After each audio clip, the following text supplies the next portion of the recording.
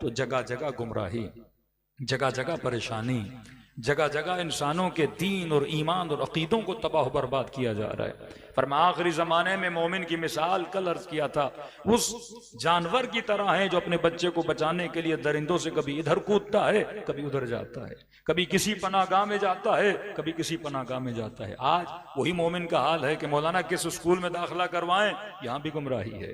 मौलाना TV पे बैठे तो गुमराही है। मौलाना मोबाइल देते हैं, समझ नहीं आती बच्चा क्या देखेगा क्या नहीं देखेगा, ये नहीं पता दोस्तियां किससे कर रहा है। अगर हायर एजुकेशन के लिए बाहर भेजें तो मोमिन परेशान, वेस्टर्न कंट्रीज जाएगा, इसके ईमान का क्या होगा, इसकी हया का क्या होगा, इसकी तहजीब और तमद्दुन का क्या होगा। जगह जगह मोमिन परेशान है। तो फरमा इन परेशानियों के तलातुम में खुदा ने अगर कोई जायगाह निजात रखी है वो फर्श अज़ा हुसैन इब्न अली है।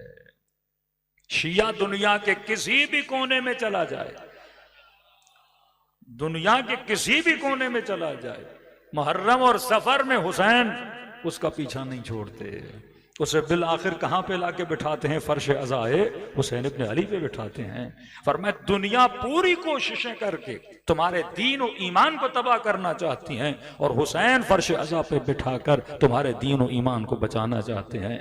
आज अगर हम बचे हुए हैं तो किसकी वजह से? इसी फर्श हुसैन इब्न अली की वजह से। ये मैदान गदीर में रसूल खुदा ने ऐलान विलायत किया। उस कुरान की आयत में इरशाद हुआ कि दीन कामिल हुआ।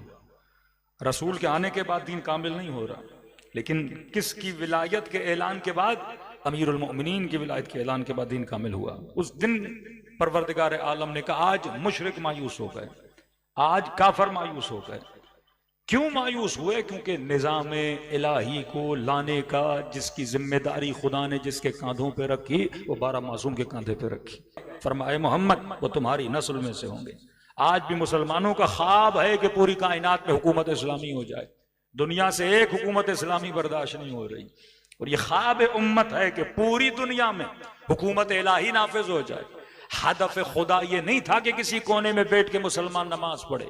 हदफ खुदा ये नहीं था कि मुसलमान मसलन सिर्फ जाके हज व ज़कात करे। मैंने कल भी कहा अल्लाह के पास नमाजियों की कमी नहीं, अल्लाह के पास आबिदों की कमी नहीं।